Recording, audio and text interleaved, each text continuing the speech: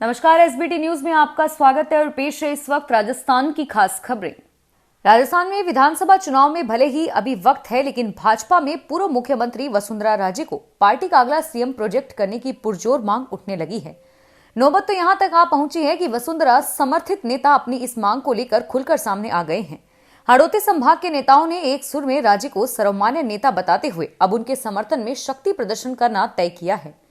दरअसल पूर्व मुख्यमंत्री वसुंधरा राजे के समर्थन में हाड़ौती संभाग के मौजूदा विधायकों और पूर्व विधायकों सहित कई वरिष्ठ नेता रविवार को एक जाजम पर दिखाई दिए। सभी ने आगामी अप्रैल माह में राजे की अगुवाई में एक विशाल रैली का आयोजन करना तय किया है।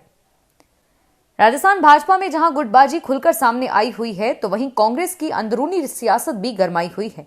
दरअसल कांग्रेस के वरिष्ठ नेता आचार्य प्रमोद ने अपनी ही पार्टी के पूर्व अध्यक्ष राहुल गांधी के राजस्थान दौरे को लेकर सवाल उठा दिए हैं, जो चर्चा का विषय बना हुआ है।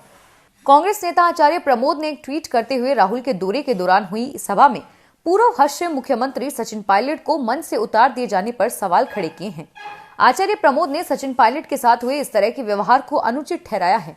उन्होंने एक ट्वीट करते हुए लिखा कि किसानों की पंचायत में किसान नेता को मंच से उतारकर किसानों का भला कैसे हो पाएगा। सवाल सचिन पायलट की तौहीन और इज्जत का नहीं है, बल्कि सवाल कांग्रेस के भविष्य का है। जयपुर शहर में सीसीटीवी कैमरे नहीं लगाने को लेकर व्यापारियों पर दर्ज होने वाले सेक्शन 188 के मुकदमों के बीच अब व्यापारी पुलिस के सामने हो गए हैं। व्यापारियों ने पुलिस के इस तरीके के खिलाफ आवाज उठाई है और जयपुर व्यापार महासंघ के अध्यक्ष सुभाष गोयल ने बताया कि पुलिस अफसरों के साथ पहले हुई कई बैठकों में व्यापारियों ने भी कैमरे लगाने की बात कही थी, लेकिन उसके बाद भी अब व्यापारियों पर ही मुकदमे दर्ज किए जा रहे हैं। इससे गलत मैसेज जा रहा है। और वहीं दूसरी ओर अतिरिक्त पुलिस कमिश्नर राहुल प्रकाश का कहना है कि कई दौर में बातचीत हो चुकी है, लेकिन व्यापारियों ने कैमरे नहीं लगवाए हैं। अपराध होने पर दोनों ही पक्षों का नुकसान होता है और इसी कारण से यह प्रक्रिया शहर में अपनाई जा रही है।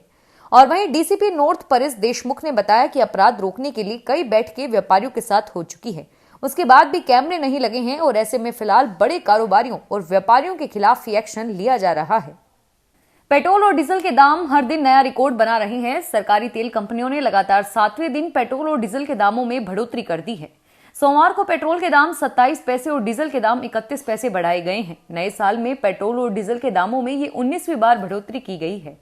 जयपुर में अब पेट्रोल के दाम 95 रुपए 44 पैसे प्रति लीटर हो गए हैं और डीजल के दाम 87 रुपए 69 पैसे प्रति लीटर हो गए हैं। 12 जिले की छबड़ा थाना पुलिस ने नाकेबंदी के दौरान नकली नोट बनाने की सामग्री के साथ 3 लोगों को गिरफ्तार किया। पुलिस ने उनके कब्जे से लग्जरी गाड़ी फॉर्च्यूनर जब्त की है। यह तीनों युवक मध्य प्रदेश निवासी हैं, जिनके पास से 500 नोट साइज के 21 सफेद कागज की गड़ियों सहित सुरक्षा का धागा बरामद किया।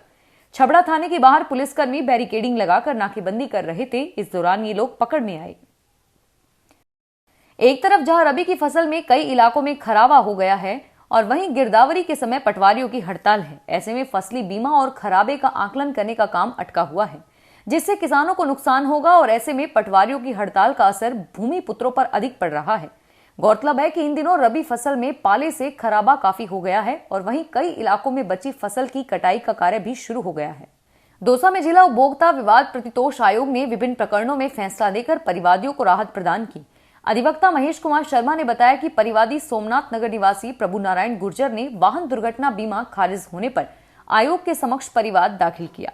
इस पर अध्यक्ष राम सिंह मीना, सदस्य माया खंडेलवाल व शिव कुमार शर्मा ने बीमा कंपनी को नुकसान की क्षतिपूर्ति पेटे तथा बीमा दावा निरस्त करने की तिथि 18 अगस्त 2017 से 9% वार्षिक दर की ब्याज से दर से आधा करने के आदेश दिए तथा बीमा दावा निरस्त करने की तिथि 18 अगस्त 2017 से 9% वार्षिक की दर से ब्याज की दर से अदा करने के आदेश दिए। देश में रेलवे के विभिन्न जोन और मंडलों में यात्री गाड़ियों में रैक में LHB कोच लगाने पर जोर दिया जा रहा है। इस समय देश भर में करीब 20,609 LHB कोच यात्री ट्रेनों के लिए उपलब्ध है। सबसे ज्यादा 2,540 कोच उत्तर रेलवे के पास हैं। कोचों की सेवा औसत आयु 10 साल निर्धारित की गई है, लेकिन हकीकत में हर जोन में औसत आयु अलग अलग है। पूर्वी मध्य रेलवे में सबसे ज्यादा औसत उपयोग 12.7 साल है और वहीं पश्चिमी रेलवे में सबसे कम 7.56 साल ही इन कोचों के उपयोग की औसत राशि अवधि है। राजस्थान माध्यमिक शिक्षा बोर्ड अजमेर की 10वीं व 12वीं क्लास का टाइम टेबल तो अभी तय नहीं हुआ, लेकिन रिजल्ट हर हाल में जून महीने के अंतिम सप्ताह तक घोषित होने की तैयारी चल रही है। दरअसल शिक्षा विभाग चाहता है कि कंपटीशन एग्जाम से पहले रिजल्ट आ जाए ताकि स्टूडेंट्स को परेशानी न हो। सीनियर सेकेंडरी यानी 12वीं क्लास के पास होने के बाद बच्चे नीट, जेईई, क्लैट सहित कई तरह के कंपटीशन एग्जाम दे सकते हैं। राजस्थान के लाखों युवा एक साल से पटवार सीधी भर्ती परीक्षा 2019 की तारीख घोषित होने का इंतजार कर रहे हैं, लेकिन राजस्थान कर्मचारी चयन बोर्ड परीक्षा का मुहूर्त नहीं निकल पा रहा। बोर्ड ने 5 दिसंबर 2019 को संक्षिप्त विज्ञप्ति जारी कर कुल 4,421 पदों के लिए भर्ती निकाली थी और इसमें गैर अनुसूचित क्षेत्र के 3,815 तथा अनुसूचित क्षेत्र के 606 पद शामिल थे। जब भर्ती निकली तो लोगों में उत्साह जगा, लेकिन परीक्षा की तारीख नहीं निकली। यह खबर सतर्क करने वाली है। इन दिनों जयपुर के कमिश्नरेट के थानों में कई मामले ऐसे आए हैं कि घर के ही बच्चों ने ऑनलाइन गेम में लाखों रुपए गंवा दिए। जांच में खुलासा हुआ तो घर वालों में केस वापस ले लिए।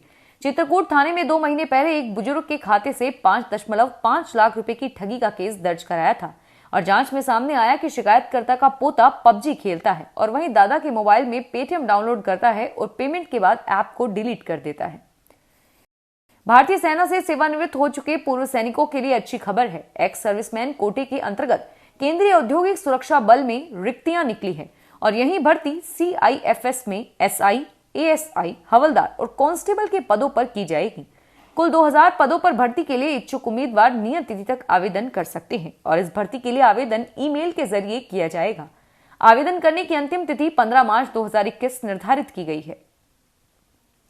कोरोना काल के बाद खुले सामों में प्रदेश में एक शादी बेहद चर्चा में है। यह शादी है दौसा के बांदीकुई उपखंड की पूर्व SDM राजस्थान प्रशासनिक सेवा के अधिकारी पिंकी मीणा की।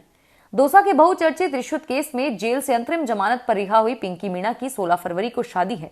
पिंकी के घर में इन दिनों शादी की रस्में निभाई जा रही है। पिंकी की शादी के मंगल गीत गाए जा रहे हैं। RS अधिकारी पिंकी मीणा को शादी के 5 दिन के बाद 21 फरवरी को वापस कोर्ट में सरेंडर करना है। गहलोत सरकार देश की संप्रभुता के लिए चुनौती बने लापता विदेशी नागरिकों को ढूंढने के लिए एक्शन मोड पर आ गई है। गृह विभाग ने सभी इंटेलिजेंस एवं सुरक्षा से जुड़ी एजेंसियों को सर्च अभियान तेज करने के निर्देश दिए हैं। गहलोत सरकार ने एजेंसियों को यह भी निर्देश दिया है कि अवैध रूप से रह रहे पाकिस्तानी नागरिकों की निगरानी रखी जाए। राज्य सरकार ने केंद्रीय गृह मंत्रालय के निर्देश का बाद हाल ही में एक उच्च स्तरीय कमेटी का गठन किया था। सभी जिलों में ASP को लापता लोगों की खोज करने के आदेश दिए गए हैं।